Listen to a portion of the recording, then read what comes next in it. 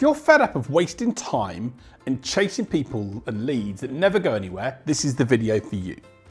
So in this video, I'm going to share with you a really simple method on which you can use to qualify your leads, because not every lead that you get is a perfect fit for you. And the key part is knowing where in the process to find that out. If it's at the bottom and you've wasted time and energy, no, we don't want that. We want to know right as soon as we can or earlier in the process whether they're going to be a good fit for us to spend more time and energy with. So I'm going to share with you a process and a step-by-step outline in which to be able to create a criteria sheet that can help you qualify your leads and therefore spend more time winning business and doing the things that get you the success you want. Let's have a look at how to qualify your leads more effectively. So I've created two different videos. One is my BAMP video, which we're going to link to here, and another is my MedPick video, which I'm going to link to here, that are both fantastic methods in which you'll be able to use, or methodologies to use to be able to qualify your leads. But qualification of leads is sometimes it's a more difficult thing to do because we all want business. We all want things to happen in the right way. So in this video, I'm going to give you a step-by-step process that I use called a sales criteria score sheet. And follow me on the video because I'm going to take you through the steps and how you at the end can basically see whether someone's a good fit for you to work with. And of course, as in with any sales conversation, we're not going to be so, it's going to be perfect all the way through. There are going to be nuances, there are going to be variations. This is going to work depending on your business.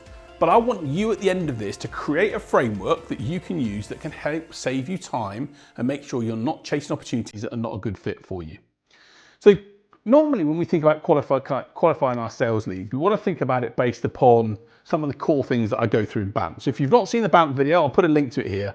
But BAMP talks about budget, authority, need, and timing. BANT. And those are four good things to consider as part of that process. But there are times when we may not get to this information until the second or third call. And one of the challenges that I think people face when it comes to sales is that they don't have enough early stage conversations based upon what they're a good fit for in order to be able to see whether that prospect's the right type of person for them to work with. So BAMP is a great qualification process, but it happens at second stage. And what I want to talk about today is how to qualify your leads at an early stage in the process to make sure that you don't waste time. So how do we do that? So the best way I'm going to use to start this conversation off is I want you to start to think about a criteria sheet. And what we're going to then start to do is how we ask some questions in order to find out information from the person we're talking to. So I'm going to use a fictitious business as an example who sells software into financial companies, okay? And I'm going to use that company as an example. And the reason being is because not every lead that we get is always going to be a guaranteed perfect opportunity for us. There are going to be people that meet us, that refer us, that hear about us, that think we do X, when in reality we do Y. And what we want to do in the early stages of the process is to create a criteria of the perfect customer that we want to work with. Now people say to me, oh, the perfect customer doesn't exist. Of course it doesn't exist. I understand that. There are always going to be nuances and different elements and some positive and negative about certain people, but we want more of the positives than we want of the negatives. You do not want BMW customers, bitches, moaners and whiners, people that literally are going to cause you more problems later down the line. We want, because as a salesperson, all you're going to get is grief from other parts of the department and then potentially even have deals taken off you from customers you implement and sell things to that weren't a good fit. So one of the best ways to be able to do this is to create some criteria based upon who you're a good fit for. And the best way to example an analogy to give you this, if you were dating, and let's say you were dating, you wouldn't start by I'm looking at from everyone from the age of 18 to 80. You'd start by saying, hey, I'm looking for someone between the ages of 35 to 50. They would have a like for these type of sports. They would like these type of hobbies. They might have this type of build, this type of hair, whatever. You'd have a criteria, and sales is no different. So what I want you to do, literally while we're doing this video, pause the video while we're doing it, is I want you to help create a criteria for your business. But let's take the company that I'm going to create here, which, as I mentioned, sells software into financial companies.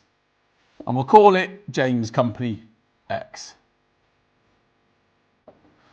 So in order to, let's take a little bit more information around that software to be able to see that we can then create our criteria, and then I'll also give you some bonus information on the questions to ask. And what we're going to do is at the end of each criteria, we're going to give a yes or no answer to that score.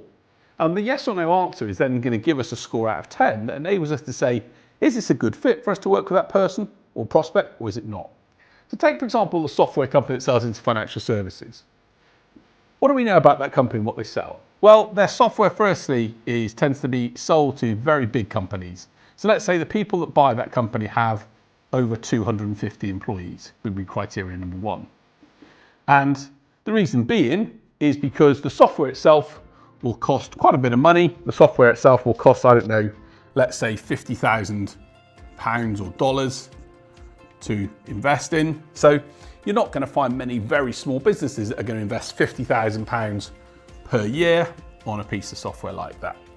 And for an example around that, you also might say that in order to implement that software, you need an IT team to implement the project and to manage its implementation.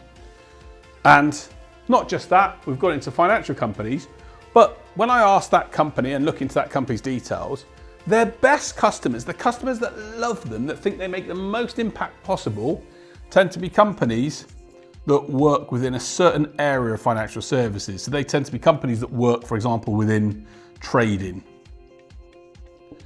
So within just 4 elements, we've already created 4 criteria of a potential customer that could be a better fit to work with than just trying to sell that software into anyone.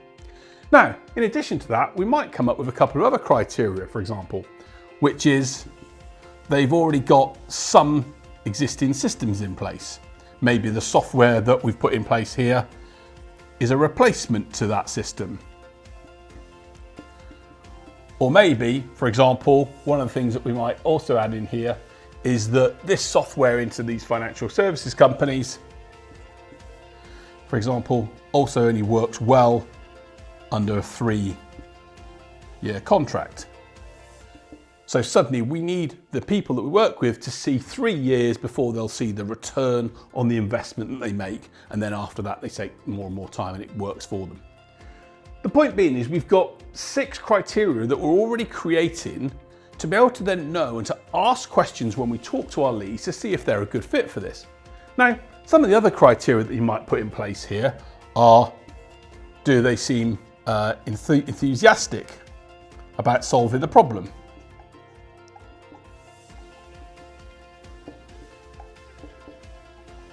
There may well be another criteria that we could use in here, such as how friendly and engaging are they? You might think as a salesperson or business person, if they're not particularly friendly, then I'm not going to want to engage with them, for example.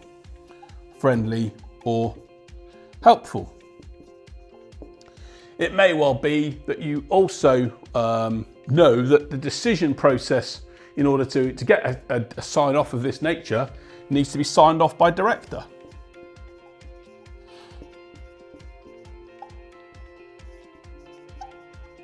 And for example, you might also say that the project timescale to implement is going to take 6 months plus. Okay, so suddenly in the midst of a few minutes, we've now created 10, if you like, elements that help us define what we call our ideal customer. These are companies that generally have over 250 employees. They buy software over £50,000 a year. They've got an IT team existing in place. They're in the trading space and they've already got some existing systems that they've invested in, and they actually know that they're happy to sign up to a 3-year contract because it takes them that period of time to monetize things. And they're enthusiastic about solving a problem and they're friendly, helpful people. But we also know that we've got senior level people on board and as I say, it's going to take them 6 months to implement it. For your business, these set of criteria will change. Let's say you're selling, I don't know, social media services into a small business. One of the things that might be your criteria is, do they have any social media accounts? Do they see any value in social media? Are they prepared to invest in social media? The key thing is you need to create a set of criteria that are unique for your business. And the reason we do this is it doesn't mean to say that we can, when leads come to us, we can say no to people. But the whole idea of having a criteria of score is to then ask the right questions so that we can see, is it worth giving more of our time to do this? Now, and by the way, the scoring mechanism that we're going to create from here is really, really simple. For example, if I was at a score of 0 to 10, if the score is 0 to 3, my gut feel is they're not the right fit for you. They're probably not the right customer. You're probably going to find that you're going to spend a lot of time chasing them when there's too many barriers that are going to stop that project from moving forward. But maybe, for example, they're, let's say, 4 to 6 questions.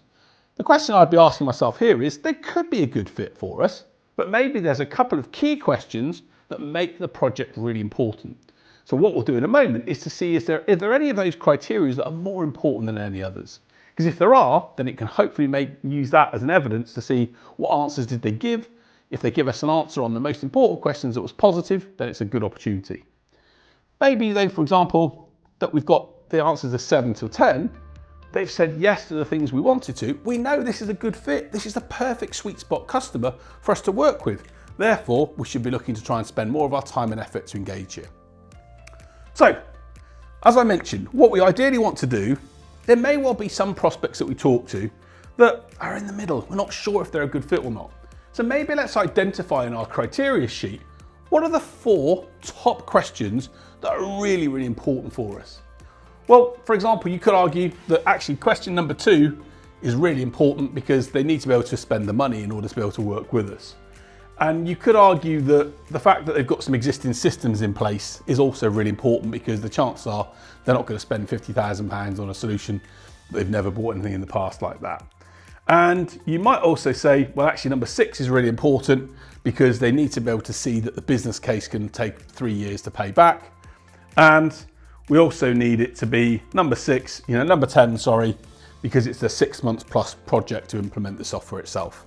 So we know that unless they give us the answer in those areas that basically says it's a positive, we should be a bit concerned about whether we should move them forward and spend more time engaging with them. So here's how I would approach that. I've just created this fictitious company. And again, if you want some help, I'm going to put a download where you can create your own criteria, and we'll have some questions that you can use for this. But the key thing is just create your own criteria based upon your ideal customer. Who are you a good fit for? And it doesn't have to be perfect, but who do you want to work with? Or if you don't know, who don't you want to work with? Sometimes the best thing to be able to do is to put people you don't want to engage with. So in this case here, let's just say I know that my criteria is 250 employees. And to me to sell this company, I'm going to say, right, I want to engage with people that have got that many people. So first thing I could do if I'm having a conversation with someone would be to ask the question, how many people do you have working for you? So let's say the conversation we're having and someone says, oh, we've got 100 people in our business. What would that mean here? Our ideal is 250. The answer we get is 100, in which case then the score here would be a 0. Now, we're not doing this live. We're not getting our chart in front of that person out and marking them as if we're like an attendee list. But what we're trying to do is to do some internal calculations ourselves to see if this is a good fit customer. To point number 2, we know, for example, that they're going to be able to afford to invest potentially £50,000 a year in this piece of software. So the question that we might ask here might be, which other systems have you invested in the past? And let's say the answer that they give is a software system that you know costs, potentially over £50,000 a year. And the answer they give is software X. Then you could say, well, I know they've invested in those systems in the past, therefore I'm going to give that a 1. So I've scored it based upon the fact that they're open to investing this amount. The reality is, another way we could ask that question would be, how much of a problem is this causing you as a company? Or what challenges is this creating for you as a business? Or what financial impact does this problem create for you? And if they say it's causing an issue of millions of pounds a year, then you know that the reality is they're open to investing £50,000 to getting it sold. The key thing here is making sure that we've asked the questions based upon the criteria that we set. And this is a really, really simple method in which to qualify your leads. And when you put it together, it takes a little bit of work initially, but you can use my template for it. It's going to be a massive difference in helping you decide whether or not to work with someone. So let's go through the next question. For example, if we want to know whether they've got an IT team, might be, what resource have you got available for project implementation? And if the answer they come back and say is we haven't got anyone in our team, or we've got no one available to help with this, then look, we're going to give it a 0. So the idea behind the criteria sheet is that you can be in a position over a period of time, based upon the key criteria that you work with, to know whether someone's a good fit for you. For example, number one, question number 4 is, are they in the trading space? We might ask a question such as this: what areas do you want to invest in for the future? And let's just say the answer that they give is that they're looking to move into trading because they think trading is a really popular area. You think, hey, well, that matches what we're doing, therefore this could be a good fit. So you might give that one a 1. The idea being, again, is that we can try and get from initial conversations a sense as to whether there's a potential good fit to work together. Now, the reality is we can go through the rest of these different individual questions, but the key thing is they will be different for your business. But the most important thing to think about is we ask questions around the what, or the how, or the tell me more, or it may well be, how, or who, if it's a director, for example, or when, if it's a relation to time. The point being is we're going to ask some open questions that can enable us to find that information out. So for example, the 5th one, they've got some existing systems in place. We might ask a question like this: what challenges are you facing with your current system? What are you currently using? And they might tell you that they're currently using a system that's a competitor or one that you basically come in and replace. And let's say the answer to this is they're using another company. You could go, okay, great, I know they're using another company. That's another 1 here. So over a period of time, what we're starting to do is ask the question to build a score based upon that prospect, and to make sure that in that first conversation we can see if they're a good fit to work together. The criteria, and by the way, you'll adjust the criteria over time, is so important. It's about making sure that you measure each of your deals and the conversations you have, and you can then start to see whether actually you might need to change some of these in order to sell more of your product. Because let's just say you're selling to people with only 250 employees and you need a product that is between 100 employees. I don't know, but the reality is it's about creating the criteria and then matching it. So the key thing is making sure that we ask the right questions to get the right answer depending on your criteria. So the key thing is we're going to go through that list again and see what scores they get given to each individual answer. And if we then notice that at the bottom of that, we've then got a score of 5, and we then look and say, we're in that space of do we commit more time or not to it, the key thing we're then going to do is look at the answers to the questions in red. Those are the key questions, the key criteria that make it important for us as a business. And the answers to the question in red were a 0, a 0, a 0, and a 1. So out of the top 4 questions, we only had 1 out of 4, which would probably make me in this situation go, at the end of the conversation, thanks very much, but it may well be that we're unable to help you because we help companies in this area and you're looking and doing this, this, and this. But if the answers they've given had been all 1s here, then I might have said, hey, let's explore another conversation to see whether we can move things forward and see if we're a fit to work together.